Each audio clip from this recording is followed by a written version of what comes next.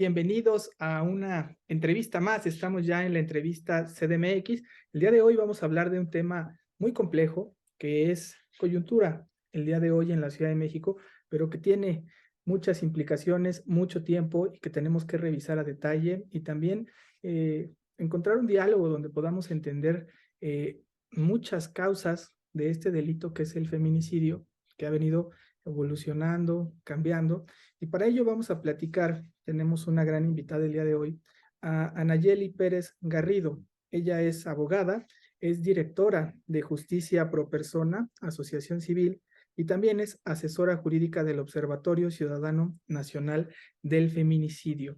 Es importante que podamos dialogar con ella para conocer este fenómeno, tanto la perspectiva nacional, también como lo que está sucediendo en la Ciudad de México, que siempre ha sido la caja de resonancia. Al respecto, quisiera mencionar solo algunos datos para que tengamos un poco de dimensión del más reciente informe de resultados de alerta por violencia contra las mujeres aquí en la Ciudad de México. Se informó que en lo que va del 2022 se han cometido 19 feminicidios y se han logrado la detención de 26 presuntos feminicidas. Y también, de acuerdo al gobierno de la Ciudad de México, ya nos dirá ahorita Anayeli qué perspectiva tienen, se ha reducido en 27% los feminicidios en la Ciudad de México si se compara el primer cuatrimestre de 2022 con el mismo periodo de 2019. Bienvenida, Anayeli. Estos son los datos, la perspectiva que tenemos y bueno, estamos aquí en la entrevista contigo para poder platicar con calma y dialogar, hacer este diálogo abierto, porque en realidad es un tema complejo que tenemos que ir entendiendo poco a poco. ¿Qué tal? Buenos días, Luis Eduardo. Pues primero, gracias por la invitación. Y sí, efectivamente es un tema complejo porque las cifras año con año se han incrementado. Hacemos comparativos generalmente de esta índole y pues simplemente señalar que en promedio se asesina a 10 mujeres diariamente en nuestro país, pues es una cifra totalmente alarmante. Incluso cuando las comparamos o la comparamos con años anteriores, donde pues todavía hace tal vez un poco más de 5 años, pero que hablábamos de una cifra entre 5 o 7 mujeres asesinadas y que hemos visto cómo pues este incremento es constante, ¿no? A pesar de que ha habido muchos esfuerzos pues sobre todo desde el movimiento feminista, desde las organizaciones de la sociedad civil, desde las mujeres que estamos trabajando estas temáticas, han habido avances, porque sí los consideramos así cuando logramos tener una ley, por ejemplo, como la Ley General de Acceso de las Mujeres a una Vida Libre de Violencia, que se publica en 2007, que con esta ley se crean mecanismos importantes de protección para las mujeres, como las órdenes de protección, las alertas de violencia de género, la tipificación del feminicidio a nivel nacional, la creación de protocolos de investigación, pero que lamentablemente, en lugar de disminuir, de ver resultados en la atención a esta problemática, pues vemos este incremento año con año.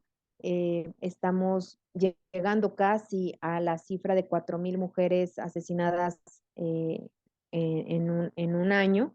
Y pues simplemente en lo que va de 2022, tenemos 2,847 mujeres asesinadas, de las cuales solamente 711 son casos que se investigan como un posible feminicidio, ¿no? Entonces estamos hablando también pues de un porcentaje que representa también la resistencia de algunas autoridades para investigar este tipo de hechos con perspectiva de género y que justamente, como bien lo dices, es coyuntural en este momento por los casos o los últimos casos que hemos conocido en la opinión pública y que tocan justamente pues estos temas, ¿no? O sea, es el cuestionamiento sobre las investigaciones, sobre el tratamiento que le dan las autoridades a las muertes violentas de mujeres, donde se culpabiliza y se sigue realizando como práctica desde los más altos niveles,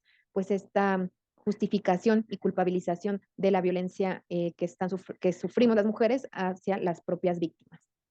Sí, me gustaría que nos pudiéramos ir un poco al origen. Digo, siempre ha habido violencia contra las mujeres, pero se trabajó en el 2007 en esta ley de las mujeres por una vida libre de violencia. Incluso antes creo que ya se venía elevando las penas contra quien cometía un homicidio, y en el caso de que fuera una mujer, pero había temas ahí todavía complicados porque la calificación de que si era pasional y otros temas. Pero ¿en qué momento o qué pasó y por qué se ha venido convirtiendo ya en un fenómeno como el día de hoy tan complejo?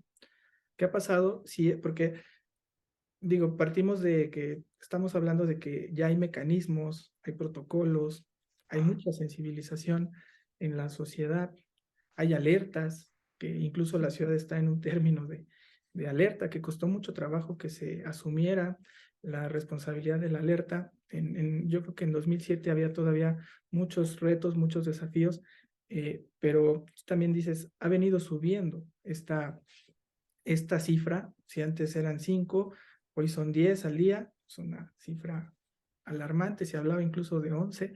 Entonces es muy alarmante, no vemos que haya resultados, y me gustaría preguntarte, ¿qué es lo que falta? Porque veo yo un problema de eficacia y de eficiencia, pero yo veo que los mecanismos que se han creado, por supuesto que son eficaces, pero no parece que no están logrando el objetivo. Y no sé si también el problema sea de fondo en la eficiencia de quienes ejercen el poder y estén cometiendo los errores que impiden que se logre llegar al objetivo, que es tener un país y sobre todo una capital del país libre de violencia contra las mujeres. Y bueno, pues hablar de antecedentes nos podríamos ir pues también muy lejos. Sí, claro. Como bien dices, la violencia contra las mujeres y esta violencia tal vez no se denominaba así, como esta violencia feminicida, siempre ha existido. O sea, a las mujeres siempre se les ha asesinado por el hecho de ser mujeres, por esas razones de género, donde evidentemente la discriminación estructural es el pilar de esta problemática, es la razón de de, pues sí, de esta problemática, porque lo que quiero hacer la distinción es que siempre ha existido, pero sí estamos seguras, y eso lo hemos reflexionado internamente, por ejemplo, en el observatorio, que la dimensión del problema no estaba en estos niveles, ¿no? Hablamos, digamos, en sus orígenes cuando se crea esta categoría o cuando más bien se adopta esta categoría política que denominamos hoy feminicidio, que se retoma de una autora que es Diane Russell, de quien la propone desde 1976 al analizar estos asesinatos de mujeres por razones de género, donde pues ella plantea que pues estos asesinatos son motivados por odio, ¿no? Así como se asesina a ciertos grupos de la población por su religión, por su color de piel, pues también se asesina a las mujeres, o sea que son crímenes de odio, o sea, esa es la razón, el género, digamos, la razón principal por que se cometen estos asesinatos y que tienen características específicas como es la brutalidad y la extrema hazaña que se representa en los cuerpos, en las maneras en las que las mujeres y niñas son asesinadas.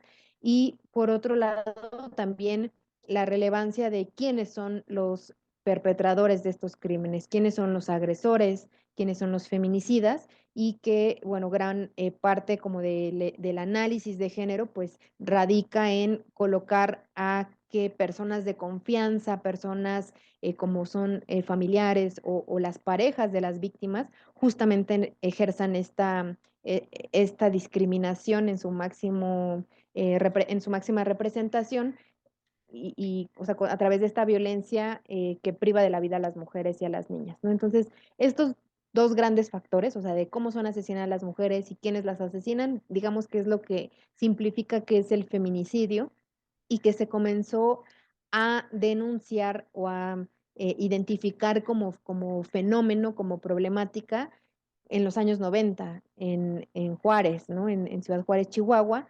Y esto fue, creo que podríamos coincidir autoras e investigadoras de aquellos tiempos y de las que hemos seguido sus pasos de manera más reciente, en que un factor que determinó que no es que surja el feminicidio en Juárez, sino que se comience a ver y se nombre con este término político para que se colocara en la agenda política, o sea, a eso me refiero, es la transgresión del espacio público, ¿no? O sea, es esa violencia que siempre ha existido entre las cuatro paredes, esa violencia en el ámbito familiar, la violencia de pareja que ha existido toda la vida y que incluso desde las instituciones, no solamente ahora gubernamentales, sino instituciones como la familia, las religiones, el derecho, pues justificaba y avalaba, ¿no? Incluso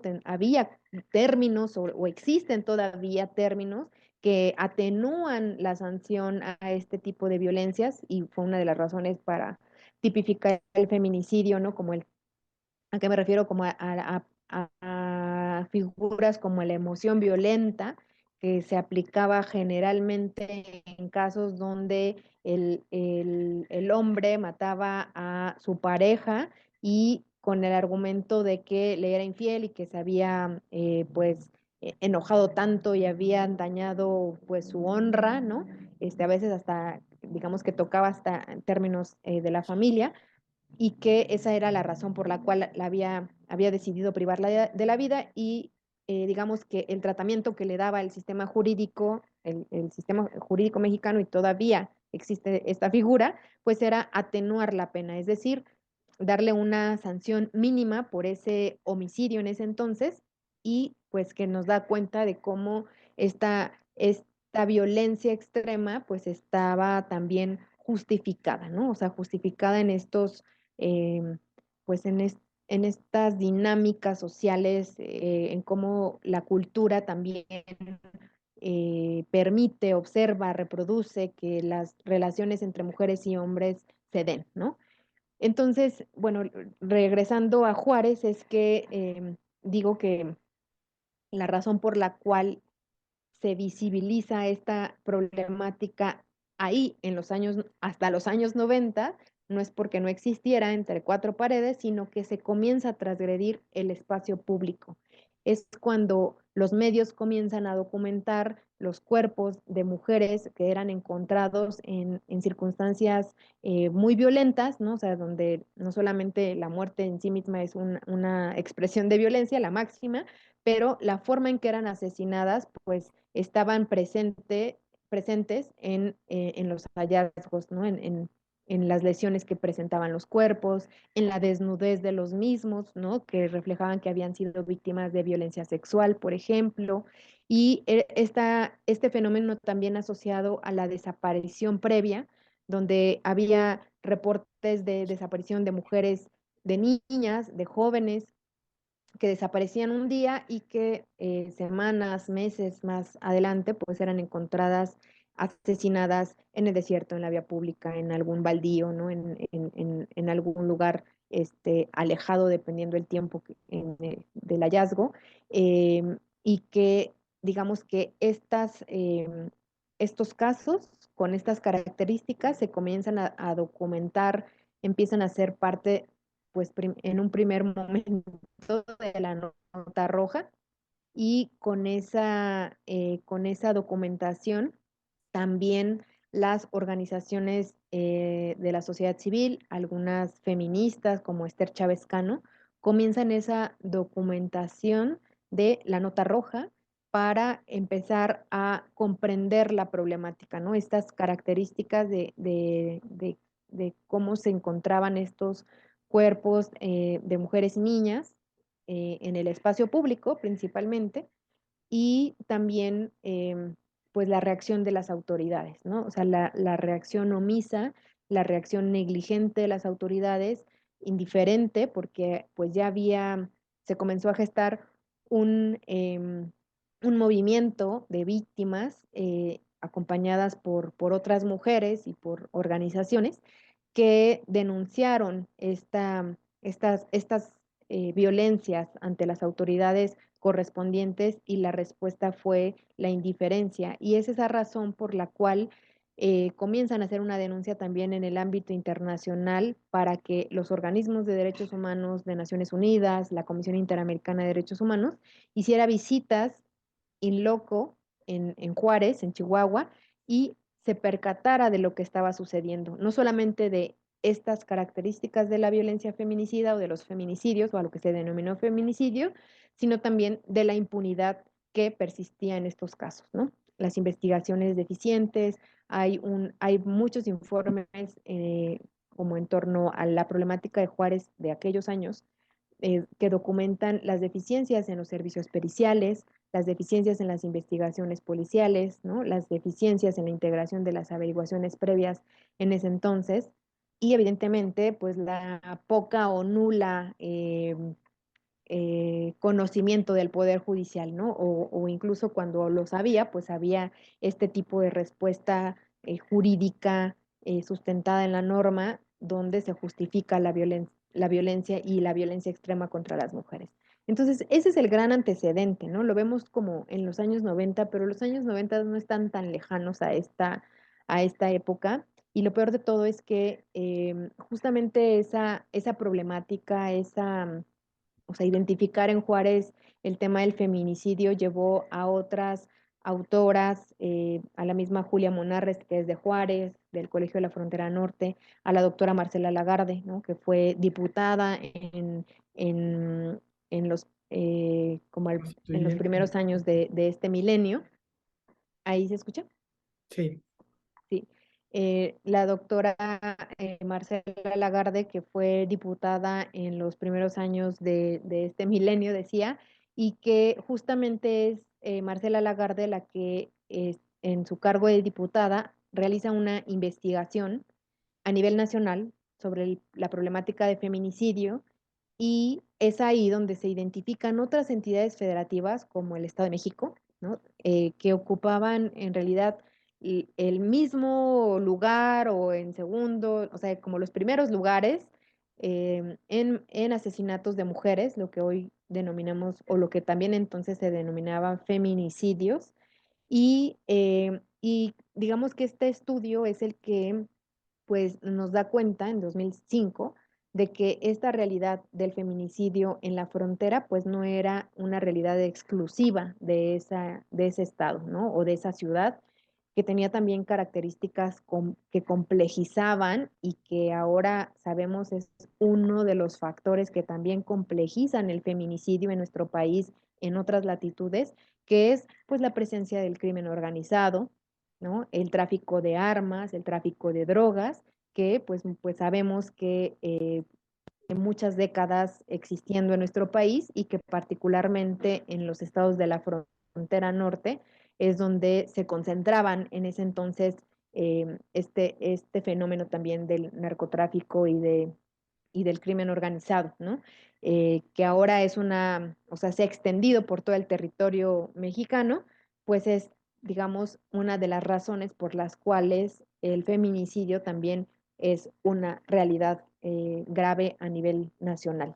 Y bueno, en este recuento, 2005, posteriormente viene la Ley General de Acceso de las Mujeres a una Vida Libre de Violencia en 2007, también siendo diputada Marcela Lagarde, que fue una de las impulsoras, y justamente crean este mecanismo de alerta de violencia de género pensando en que se tuviera en México la forma, el mecanismo para que no se tuviera que llegar digamos, ni tardar todo ese tiempo que implicó para la sociedad civil denunciar ante la comunidad internacional y que voltearan a ver a México, a Juárez, a Chihuahua, sobre el problema de feminicidio y que más bien fuera un mecanismo que permitiera que las instancias de gobierno, federales, estatales y municipales, pudieran coordinarse para atender esa problemática que se estuviera denunciando o identificando por parte de la sociedad civil en un territorio determinado.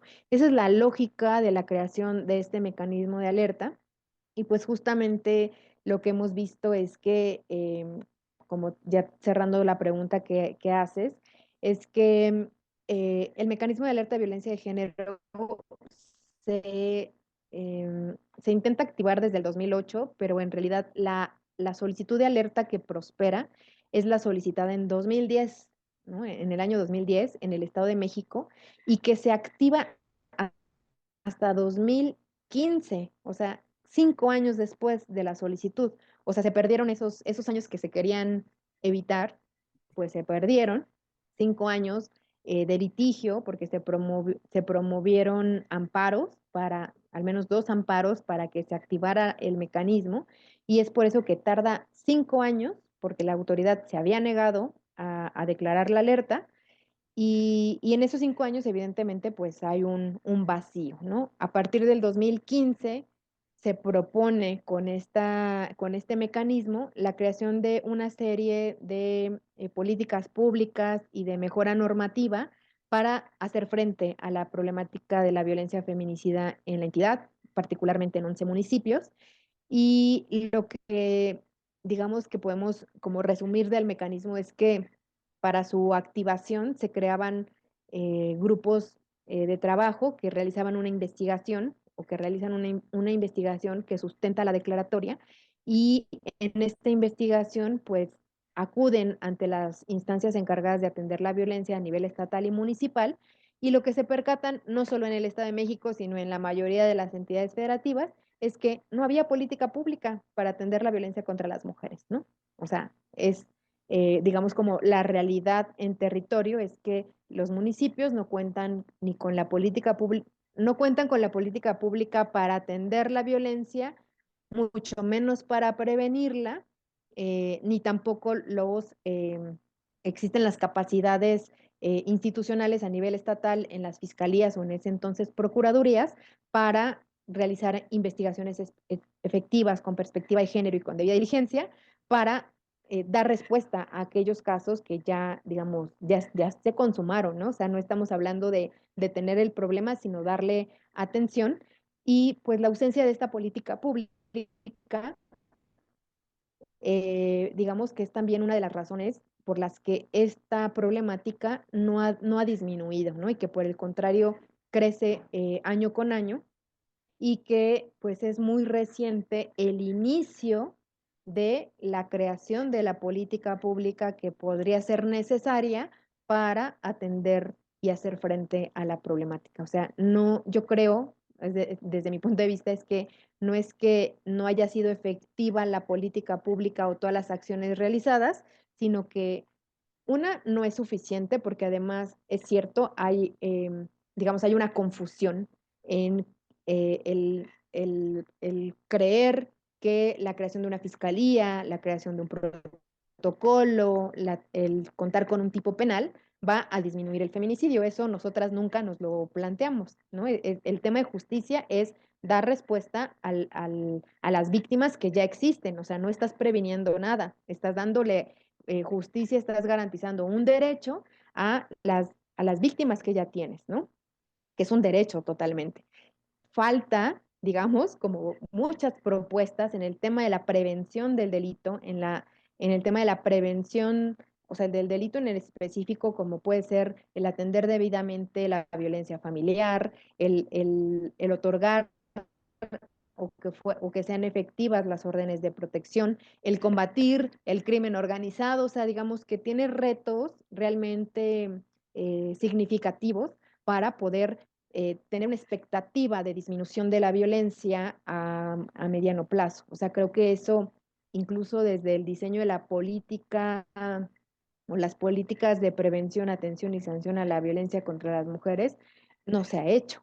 O sea, no nos estamos planteando invertirle a la educación, ¿no? En la niñez, haciendo frente a esta desigualdad y a estas expresiones de discriminación donde, pues los niños, por el contrario, no han normalizado. Hemos hecho que se normalice la violencia y que sea como parte de su realidad, ¿no? O sea, ya ni siquiera es como solamente un elemento que puedas ver en las noticias, ¿no? O sea, lo ven todos los días, lo ven en las escuelas de todos los niveles, la ven en la televisión, en cómo se reproduce también pues nuestras dinámicas como sociedad. Entonces, digo, yo dudo mucho que estemos invirtiendo realmente en nuevas generaciones con una cultura distinta, ¿no? O sea, creo que sí, o sea, que han sido muchos los esfuerzos, pero que, digamos, no vamos a ver resultados mientras no seamos parte de un mayor número de personas como sociedad, donde el Estado asuma realmente el compromiso y su obligación de erradicar la violencia, no solamente administrarla, ¿no? O dar como paliativos o dar como respuestas aisladas, sino estructurales. Y me parece que, pues que eso sí, de alguna manera, no es obligación de la sociedad, pero sí nos toca también, pues, alzar la voz y estar en esta exigencia de justicia y de erradicación de la violencia.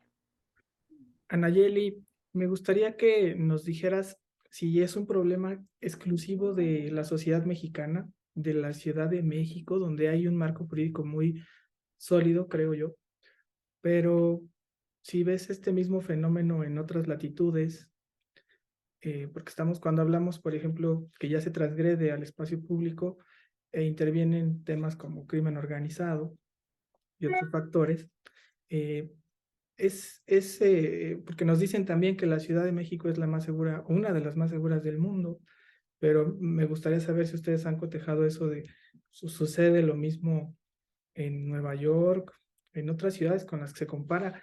De verdad, podríamos decir que la Ciudad de México es segura o de las más seguras cuando tenemos esta estadística para las mujeres. O sea, no estamos hablando de segmentos pequeños de la población, estamos hablando de las mujeres que son mayoría en el país, que no pueden salir libres a la calle o seguras.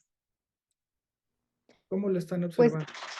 Mi- Bueno, no voy a hablar como de cifras porque no las tengo a la mano, pero sí te puedo decir que el tema de discriminación contra las mujeres que, es- que se da por ser una cultura machista, sí es distinto en nuestro país, ¿no? O sea, no digo que es exclusivo, o sea, de hecho en América Latina vemos esta diversidad, o sea, que son, digamos, como las culturas más afines, más similares a la nuestra, ¿no? O sea, que digamos, a veces lo que nos divide son fronteras establecidas con posterioridad, ¿no? A las culturas, pero que sí vemos que hay países que comparten las mismas dinámicas, o sea, por ejemplo, Honduras, ¿no? O sea, Honduras o El Salvador, que, digamos, la población es también mucho menor, o sea, no son países de la dimensión territorial y de población como México, pero que las cifras también son muy altas, ¿no? O sea, son muy altas y que comparten también como ciertos patrones. Eh, o sea, la violencia, o hablando de feminicidio, el feminicidio íntimo, que digamos es una realidad yo creo que a nivel mundial, ¿no? O sea, que serían pocas excepciones donde no existan, ¿no? O sea, esta violencia machista que se da en las relaciones de pareja, pues es una realidad, creo que todavía mundial, con sus, obviamente, dimensiones en cuanto a número de casos, porque nosotras estamos hablando de casi 4.000 mujeres asesinadas año con año, ¿no? Donde hay otros países donde no llegan a los 100, ¿no? Como Chile, no recuerdo bien las últimas cifras, pero, o sea, no tiene punto de comparación.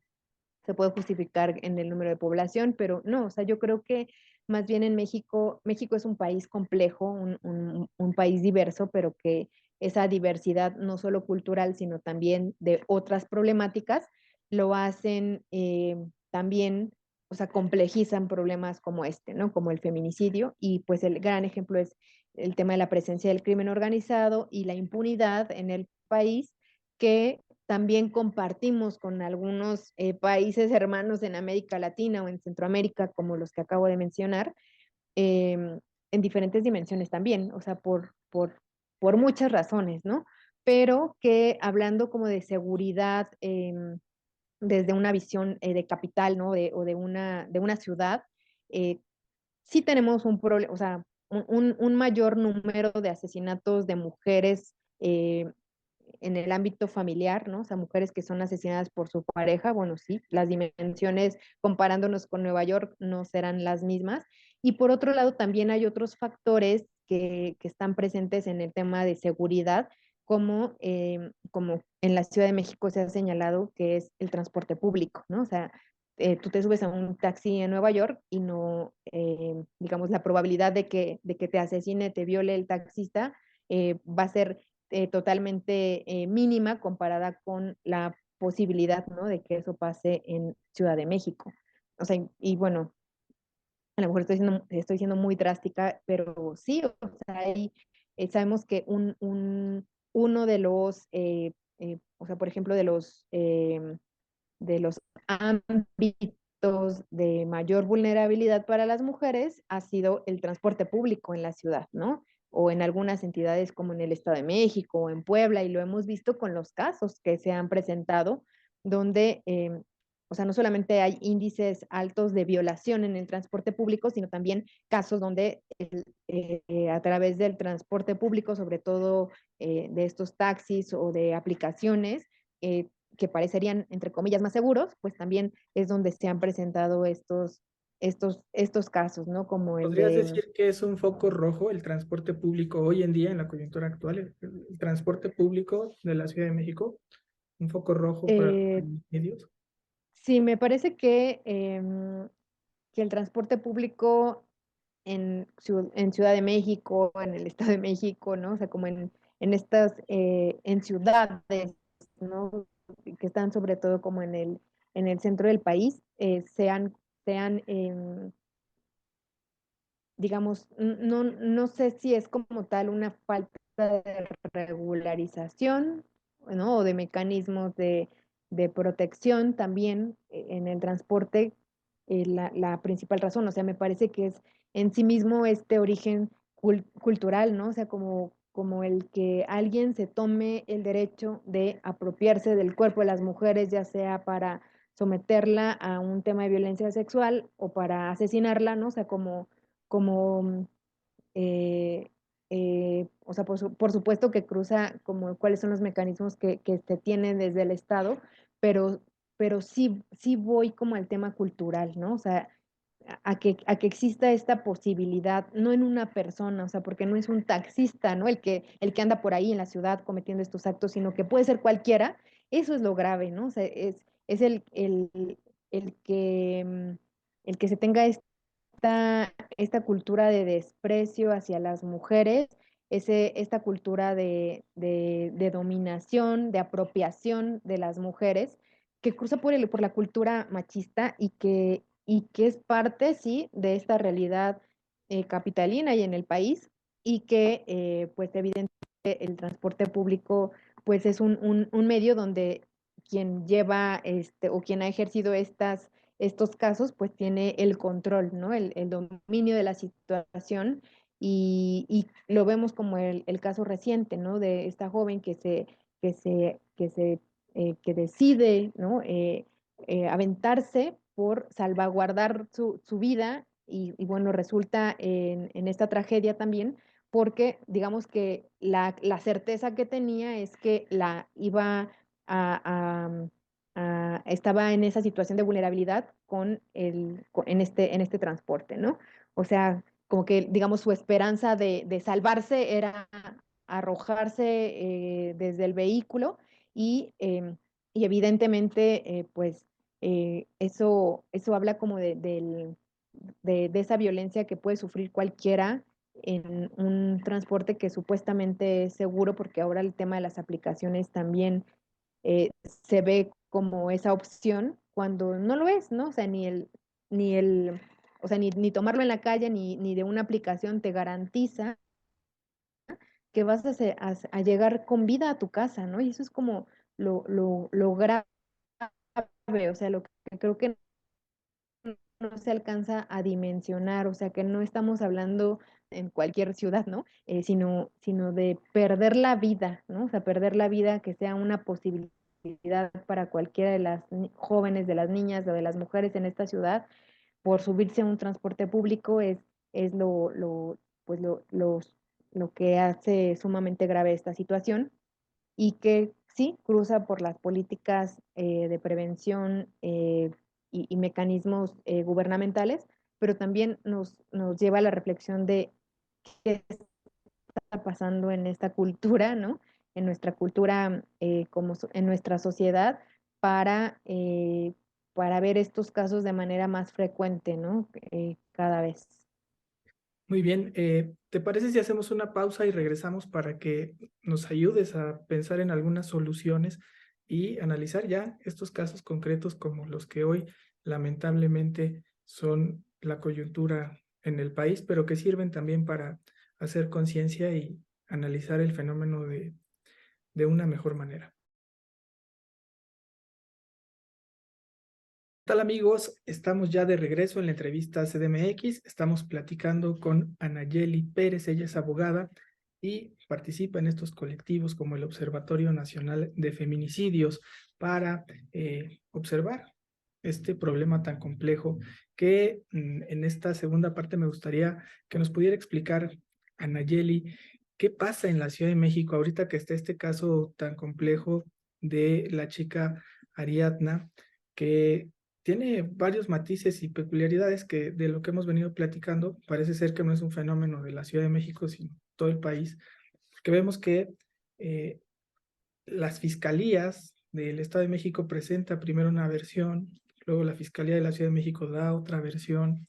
El tema ya se politizó, por supuesto, porque la jefa de gobierno está ya hablando de que hay una red criminal entre el fiscal encubriendo, pero además vemos que a la persona que se señala como el agresor se entrega en la Fiscalía de Nuevo León, ¿no? Una fiscalía que también ha estado manchada en su imagen por el tema del feminicidio con el caso de Devani Escobar. Bueno. ¿Qué pasa? ¿Qué podemos encontrar en estos casos y en esta coyuntura?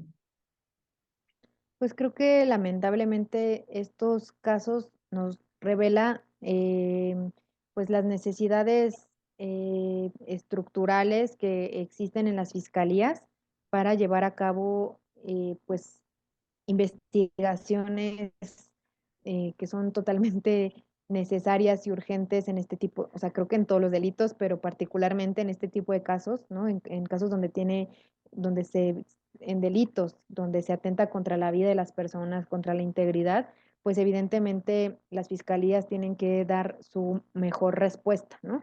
Y creo que estos casos justamente que mencionas, pues han revelado que esto no es así y que no estamos hablando de los años 90, pero que en la actualidad tenemos esa misma realidad, ¿no? O sea, o sea, porque a veces nos queremos desconectar de aquello que platicábamos en un inicio de Juárez, ¿no? Como si fuera un pasado, cuando lo estamos viviendo con cada uno de los casos que se han comentado, o que has comentado aquí, y que hay muchos otros que no se conocen, y que se refleja esas deficiencias en las investigaciones que no le corresponden solamente al Ministerio Público o a la policía, que generalmente son los actores a los que vemos o a los que asociamos la Procuración de Justicia, sino que también está en los servicios periciales, ¿no? Y un ejemplo muy claro, pues ha sido Devani, ha sido el caso de Ariadna con esta misma adicional a la declaración del fiscal, por supuesto, donde pues estamos hablando de deficiencias en las necropsias, deficiencias en el levantamiento del cuerpo, deficiencias en los peritajes de criminalística, ¿no? Bueno, te contaré de que hemos visto en algunas fiscalías, pues fotografías en blanco y negro, cuando las hay, ¿no? O sea, o a veces carpetas sin fotografías. Entonces, ese es el nivel de investigación que tenemos que estar cuestionando porque no es posible hacer frente a una realidad tan compleja con, con esas capacidades, ¿no? Lo iba a decir de otra forma, pero, o sea, cuando dimensionamos que estamos también en ciertos casos, no digo por estos, pero que en ciertos casos, o no concluyo que estos o todos estos, pero donde justamente hay como redes criminales alrededor, o sea, donde estamos en contextos más complejos, donde no es un solo caso, sino como que como en Campo Algodonero, ¿no? Como Río de los Remedios en el Estado de México, o sea, donde vemos que hay patrones donde se están encontrando cuerpos de diferentes mujeres, ¿no? Los casos también del Estado de México asociados a supuestos eh, asesinos seriales, ¿no? O sea, a veces hay algo más allá, ¿no? O sea, que los tratan como o se trata como de dar respuesta a través de esto, pero que en muchas ocasiones hay otras problemáticas de personas, ¿no? El tráfico de personas, y que es, digamos, para dar con los responsables necesitas mayor capacidad en tus servidores públicos que tengan las competencias para conocer no solamente de saber integrar un homicidio o un feminicidio, sino que adicionalmente cuenten con otras capacidades para análisis pues de esas redes, ¿no? Cuenten con tecnología, con insumos, con recursos económicos para poder trasladarse de un lugar a otro. Y a veces vemos que ni tienen patrullas, no tienen capacitación, o son personas que no les gusta su trabajo simplemente y están ahí por azares del destino, pero que están atendiendo una problemática de interés público, ¿no? Entonces, digamos, cuando vemos como la disparidad, la, o la ventaja que nos podría llevar un grupo medianamente organizado, ¿no? O sea, para no darle tampoco esa relevancia, pues obviamente las capacidades no son las mismas, ¿no? O sea, mientras aquí estamos todavía preguntándonos si tenemos que investigar o no un asesinato de mujer como un feminicidio, pues por allá tienen tecnología, lucran con los cuerpos de las mujeres, con armas, con drogas, y pues tienen toda la capacidad para cometer ese crimen y otros, y los que vengan, ¿no? Entonces, sí ponen en jaque estos casos a las instituciones de procuración de justicia, sí ponen en jaque el tema de servicios periciales. Eh, no puede haber una como incompatibilidad o una incongruencia en un procedimiento científico, por ejemplo, o sea, la justificación del fiscal, ¿no? Pues yo tengo esta necropsia, y que resulte que en una segunda intervención otra institución encuentra, encuentra otras lesiones, ¿no? Y encuentra o hace, digamos, el procedimiento exhaustivo. Bueno, nos habla de que el primero no se hizo de manera adecuada, ¿no? O sea, no es una cuestión de percepción de si tú lo ves blanco y yo lo veo negro, sino, o sea, en un procedimiento científico y con debida diligencia, con perspectiva de género, se tendría que ver exactamente lo mismo. Tendrían que describir con exactamente las mismas medidas, porque hasta donde tengo entendido usamos el mismo sistema de medición, las lesiones, ¿no? Y los procedimientos también de necropsia, pues tendrían que tener la capacidad de identificar cuáles son hematomas o digamos, las lesiones que se hayan encontrado, hablando de este caso y de muchos otros donde hemos encontrado esas inconsistencias, ¿no? O sea, que no se documentan las lesiones de manera exhaustiva, incluso que a veces son incompatibles con una segunda opinión del mismo perito, ¿no? O dentro de su hallazgo tienen conclusiones diversas. Y un ejemplo de eso ha sido el caso Mariana Lima Buendía, justamente, ¿no? Que es un caso donde el agresor simula o trata de simular un suicidio con una fotografía que toma en una posición de la víctima sentada, pero con un cordón, pero la baja supuestamente, y las autoridades la encuentran en esa posición. Sin embargo, se van con la versión del agresor, determinan el no ejercicio de la acción penal, ¿no? Por tratarse desde la autoridad del Estado de México en ese entonces de un supuesto caso de suicidio, y esto lleva a que se interpongan los recursos que fueron necesarios y que hicieron a la señora Irinea Buendía Cortés y a su familia que llegara a la Suprema Corte de Justicia de la Nación, que la Suprema Corte de Justicia analizara su caso y que ordenara a la Procuraduría del Estado de México realizar esta investigación de manera científica y con perspectiva de género. Además, establece el estándar de que toda muerte violenta de mujer debe ser investigada con perspectiva de género, es decir, como un posible feminicidio. Y a pesar de estos avances también en los criterios, como en este caso, pues vemos, ¿no? Y escuchamos y fuimos testigos de que un fiscal sale a medios de comunicación de manera adelantada porque, o sea, va a dar una conclusión eh, o sea, descartar que se tratara de un feminicidio cuando el estándar le exige totalmente lo contrario, ¿no?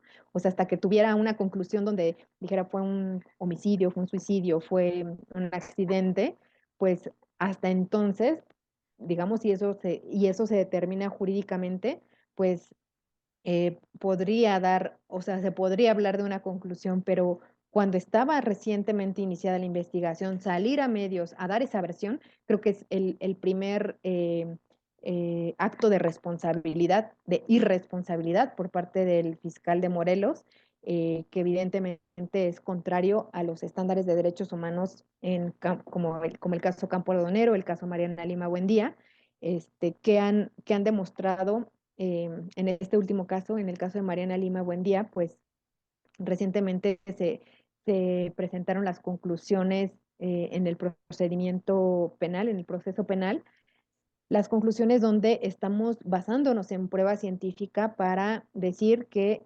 efectivamente fue un feminicidio y no un suicidio, como lo quiso hacer ver la autoridad, y que fue debido a esas deficiencias en los servicios periciales también una de las grandes razones por las que este caso pudo haber quedado en impunidad, en el caso de Mariana Lima Buendía. ¿Por qué? Porque una médica que realizó una necropsia totalmente escueta, ¿no? Deficiente, afortunadamente dejó registro de los hallazgos que efectivamente tuvo, pero en sus conclusiones son totalmente contrarias a lo que ella estaba observando del cuerpo.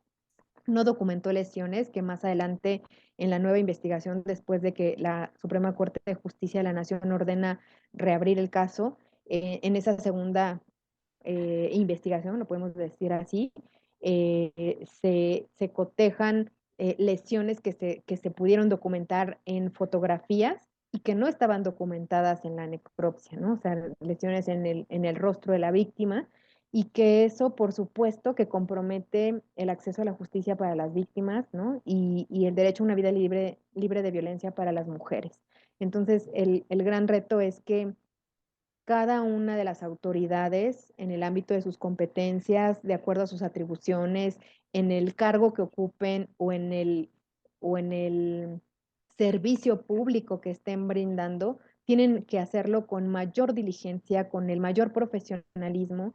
En verdad, nos hemos encontrado a muy buenos servidores públicos, por un lado, por supuesto, pero también a gente que no le gusta lo que hace, ¿no? O sea, que está inconforme, que tiene, o sea, que maltrata a las víctimas, o sea, es gente que no tiene por qué estar ahí, o sea, no hemos cuestionado los procesos de selección también para las personas, o sea, que haya un proceso de selección más riguroso, que cruce también por el tema de sensibilidad ante estas problemáticas, porque son las más lesivas para la sociedad, ¿no? Son hechos que impactan no solamente a la víctima y a su familia, sino también a la comunidad, que no solamente desde la indignación, sino que también se manda ese mensaje de inseguridad para las jóvenes, ¿no? O sea, que no pueden salir con la seguridad de que van a regresar a sus casas. Creo que es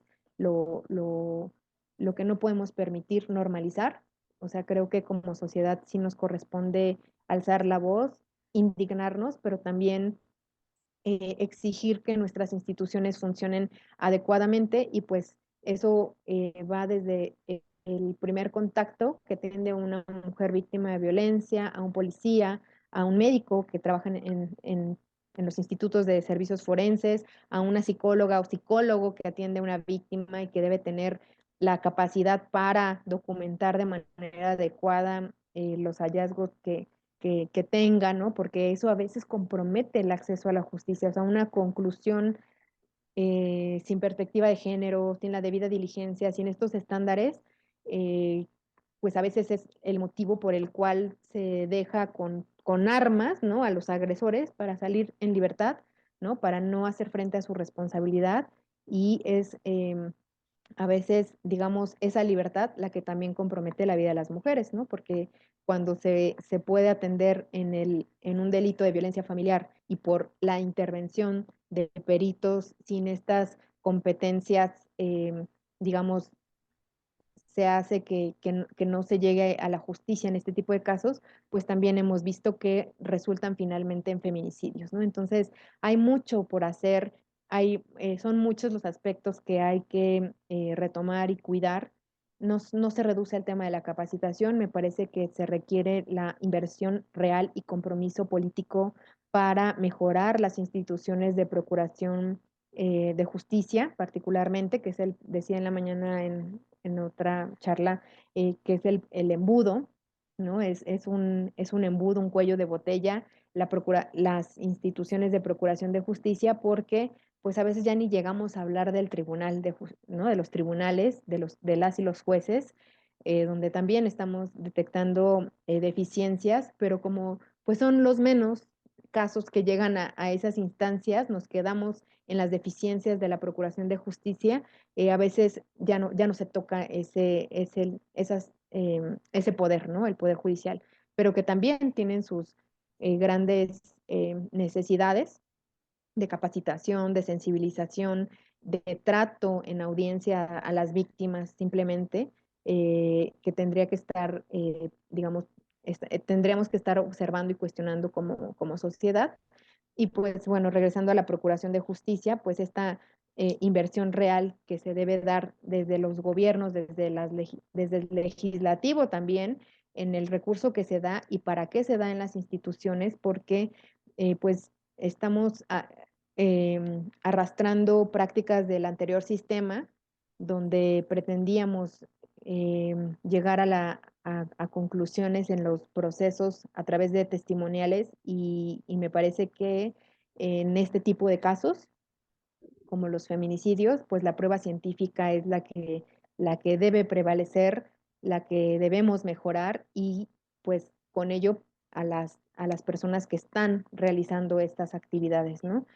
Y bueno, pues ya digamos lo del fiscal y lo de estas expresiones y donde también en muchas ocasiones se revictimiza a las mujeres o se filtra la información o las fotografías, pues también es otro problema que observamos en este tipo de delitos, ¿no? Y que dañan, o sea, que nos mantienen en una sociedad precaria institucionalmente y pues que nos alejan de un verdadero Estado democrático de derecho, ¿no? Y de una sociedad que garantiza a las mujeres su derecho a una vida libre de violencia.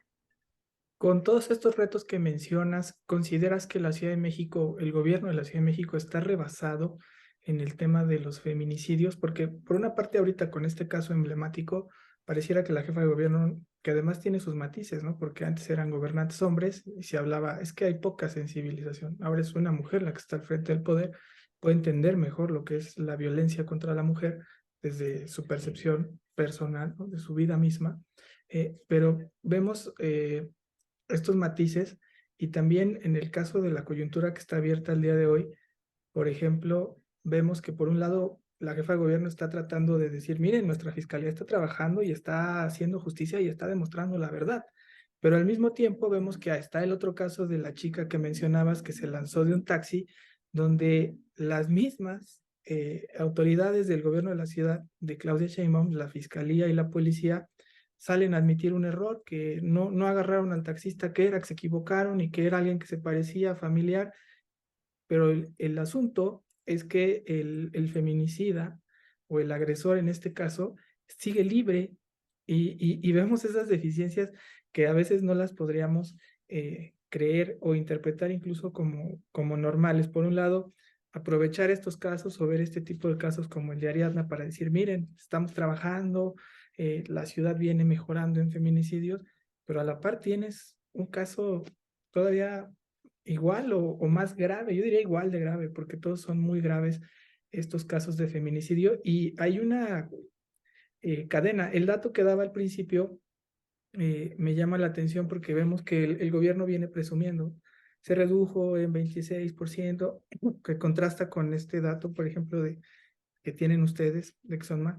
Me pareciera que hoy basta con que nos digan, ya detuvimos a 26 feminicidas, y como si esa fuera ya la solución. O sea, detuvimos 26 feminicidas, pero ¿qué nos explica de por qué no baja el delito? ¿Por qué no son libres las mujeres? Sí, creo que este tema, o como lo tocas y ya acotado a la Ciudad de México, pues justamente habla de esto que decía yo sobre que la problemática del feminicidio, la atención a la problemática del feminicidio no se reduce al tema de justicia, ¿no? Efectivamente, o sea, estamos hablando de al menos en lo que va o sea, la cifra que tenemos de Ciudad de México, 96 asesinatos, de los cuales 52 han sido clasificados como feminicidios y 43 homicidios. La Ciudad de México, a partir de la creación de la Fiscalía Especializada para la Investigación del Delito de Feminicidio, de la cual fuimos promotoras, porque si recordarás, en 2017 solicitamos una alerta de violencia de género en la ciudad desde las organizaciones de la sociedad civil por violencia feminicida, que es distinta a la que está declarada por el gobierno de la ciudad. Justamente hacíamos el señalamiento de pues las deficiencias en el acceso a la justicia, pero también, evidentemente, el tema de prevención del delito, ¿no?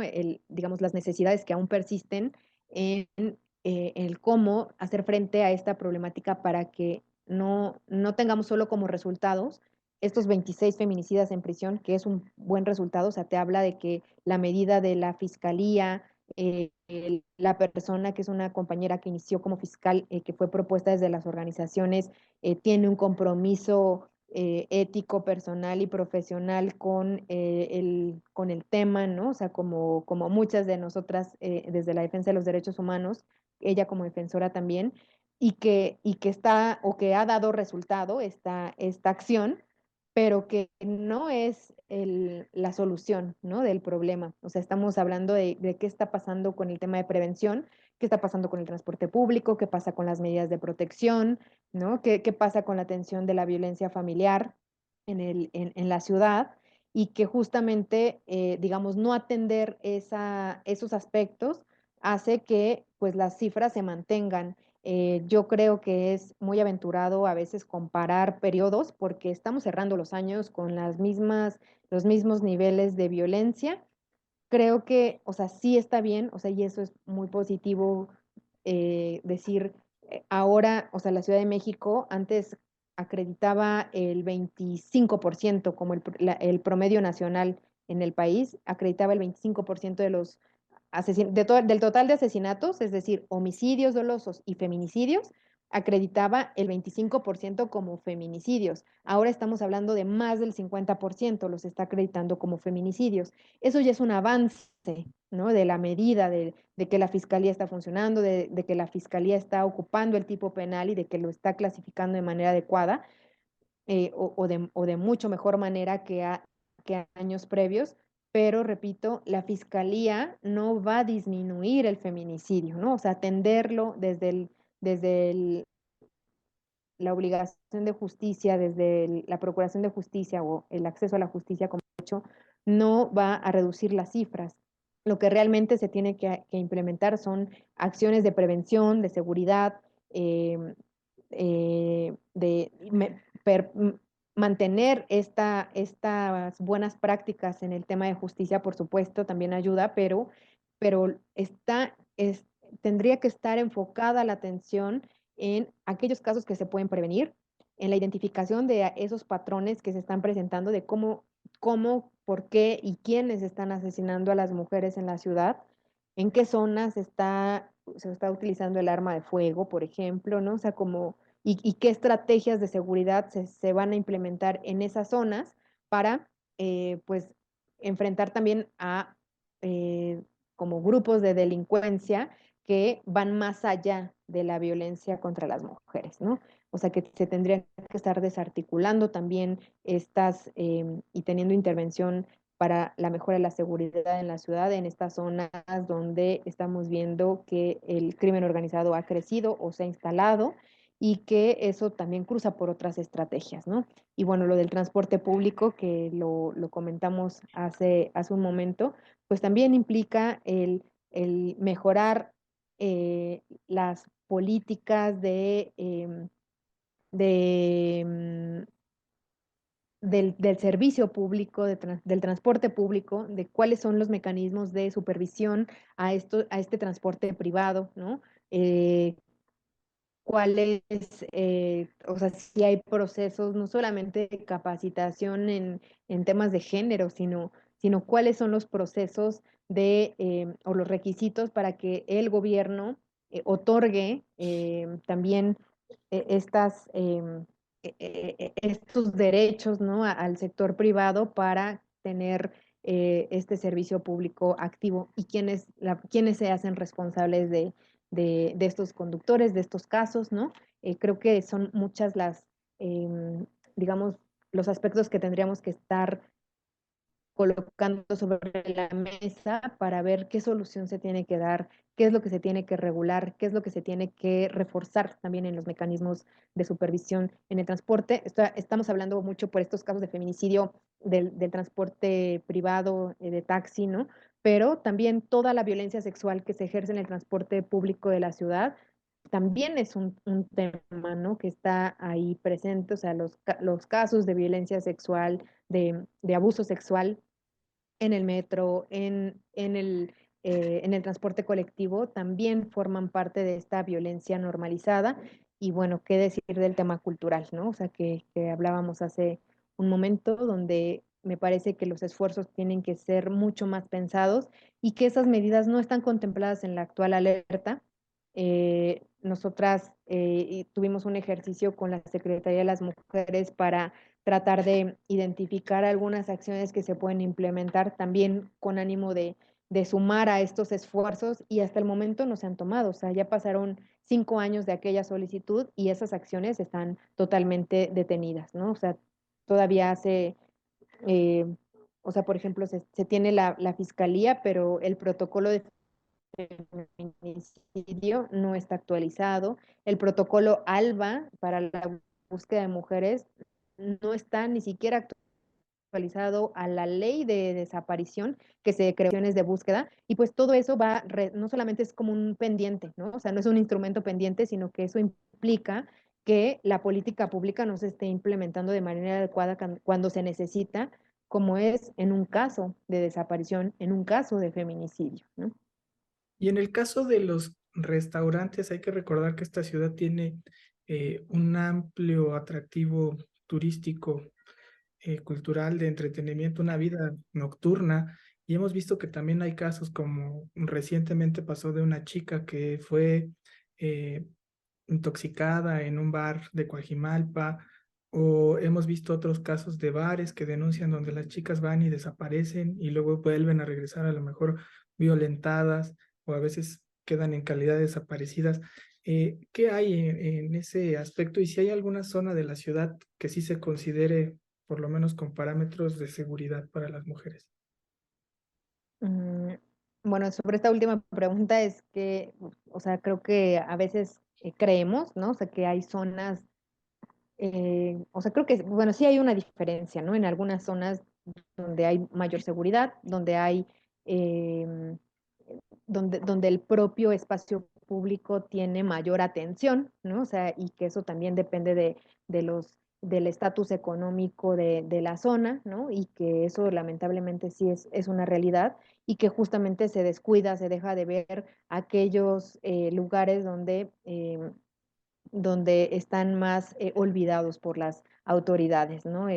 O alcaldías o colonias, ¿no? Donde también ahí se concentra pues, la violencia y que sobre lo primero, pues en realidad es que me parece que hace falta em, como una estrategia de gobierno, ¿no? una política estratégica que tenga objetivos claros, ¿no? A corto y a mediano plazo para realmente buscar la disminución las, de las violencias más extremas, creo que es empezando por ahí, y que tendrá que cruzar en cascada con todos los tipos de violencia, pero que, porque para, pues proponernos, ahí sí, hablar de una disminución de la violencia por resultado de alguna política, ¿no?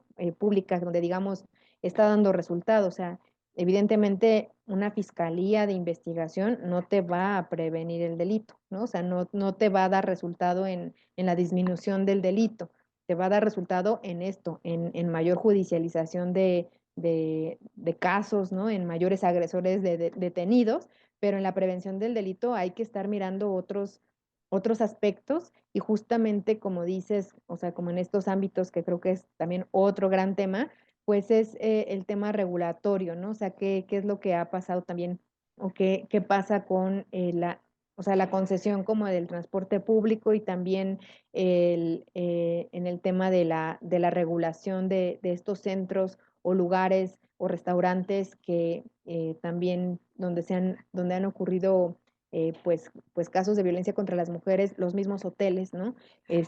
Pues requieren de una discusión de cuál debe ser el marco regulatorio para prevenir estos delitos, estos crímenes, y cómo participamos desde la sociedad, desde empresarios también, con con la disposición, ¿no? De cooperar, de ser parte de la solución. Creo que son grandes temas que en sí mismo requieren como de discusiones, de análisis de muchas cabezas para tener unas propuestas concretas, ¿no? Propuestas que sean realmente eficaces y que consideren además la experiencia de quienes trabajan en ese ámbito o se relacionan en ese ámbito desde el gobierno, desde la iniciativa privada y desde la sociedad, por supuesto. Muy bien, pues ya estamos por concluir, pues se nos termina el tiempo, pero me gustaría que nos dejaras una reflexión. Ya nos dijiste los retos, las oportunidades, las deficiencias, pero ¿qué le podríamos decir, por ejemplo, a las jóvenes, incluso a los padres de familia que tienen que vivir en este contexto de alta inseguridad? Que también desde el observatorio, ¿qué ustedes han detectado que pueden ser medidas que dentro de la gravedad del problema y los riesgos se pueden lograr acciones preventivas? Sí, lamentablemente, o sea, nosotras somos las primeras que cuestionamos que se responsabilice a a las jóvenes, ¿no? Como de su autocuidado, pero desafortunadamente nuestra realidad sí exige, ¿no? Que tomemos ciertas medidas individuales y sociales para, pues, evitar, ¿no? Ser víctimas de algún delito de esta magnitud. O sea, o sea, creo que cada tema podría tener sus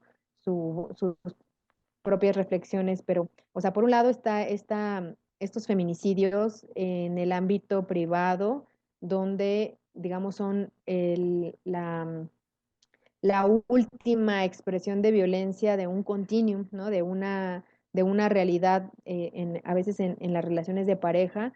O sea, ahí creo que como, bueno, como mujeres nos toca también estar alerta, ¿no? De esas relaciones violentas, de detectar la violencia a tiempo y, y no minimizarla ni tampoco pensar que necesariamente la violencia escala a largo plazo, ¿no? O sea, a veces la escala de la violencia es inmediata, ¿no? O sea, puede ser fatal desde el primer jaloneo al día siguiente, ¿no? O sea, no hay o sea, no hay una temporalidad como para ir midiendo de, bueno, me voy alejando y a lo mejor no pasa nada. No, o sea, a veces hay relaciones muy cortas, ¿no? Y en esa relación se da un círculo de violencia muy evidente o se da el aislamiento de las mujeres por parte de esas parejas violentas y finalmente un desenlace fatal como un feminicidio, ¿no? O sea, en cuestión de semanas, en cuestión de meses,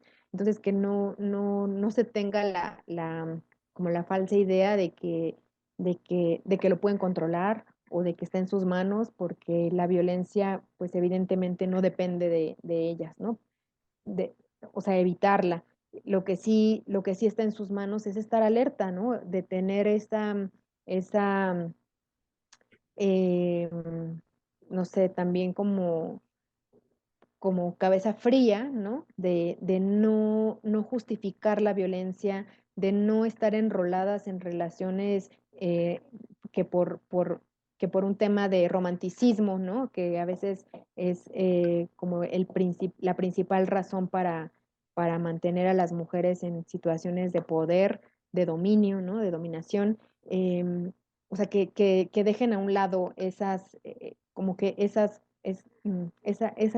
no sé, no son prácticas, pero como que esa cultura, ¿no? Que nos han inculcado desde que nacimos, nos lo enseñan todos los días en la televisión, en la familia, en la calle, ¿no? O sea, lo vemos todos los días. Entonces, empezar a deconstruir estas relaciones eh, que a partir de la idea de lo romántico, ¿no? Del amor romántico, pues creemos que no son capaces de agredirnos, de violentarnos o de ir más allá de lo que pasó hoy, ¿no? Eso por un lado.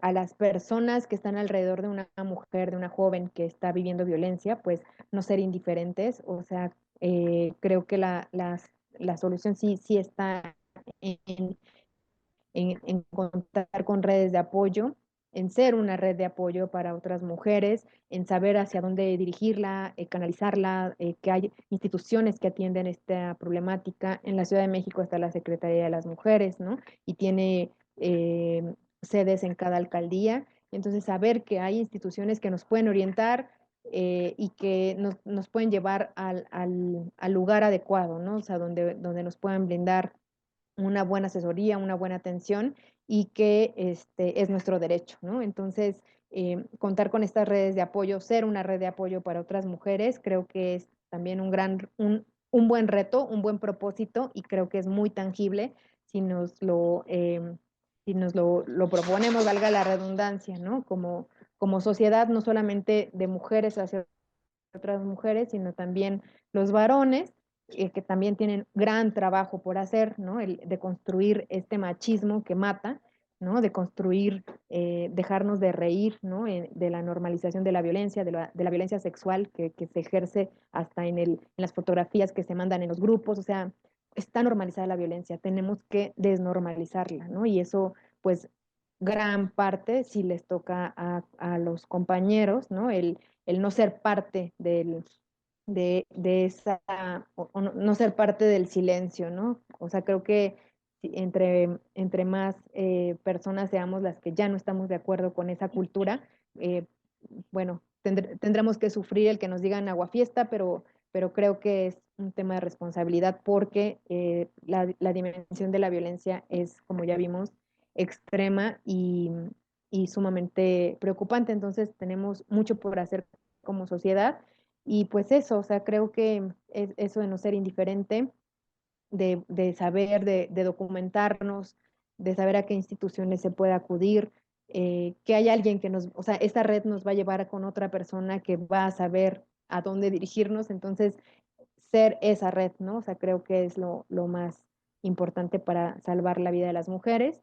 Y pues en situaciones más graves, saber que están la fiscalía, que tienen la obligación de atender, que tienen la obligación de atender una desaparición de manera inmediata, que tienen la obligación de buscar a una persona en las primeras horas, ¿no? O sea, que por el contrario, el esperar pone en riesgo la vida de las mujeres, de las personas que están desapareciendo también en la Ciudad de México y que es una obligación de cualquier autoridad decirnos a dónde y empezar la búsqueda, ¿no?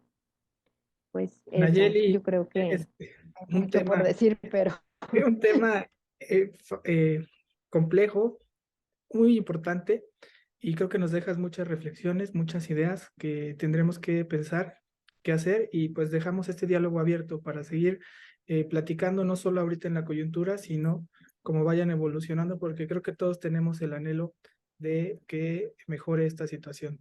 Gracias a quienes nos acompañaron en la entrevista CDMX y por supuesto muchas gracias a ti, Anayeli, y a todo el observatorio. Muchas gracias, Eduardo, que estés muy bien. También a todo el equipo. Muchas gracias.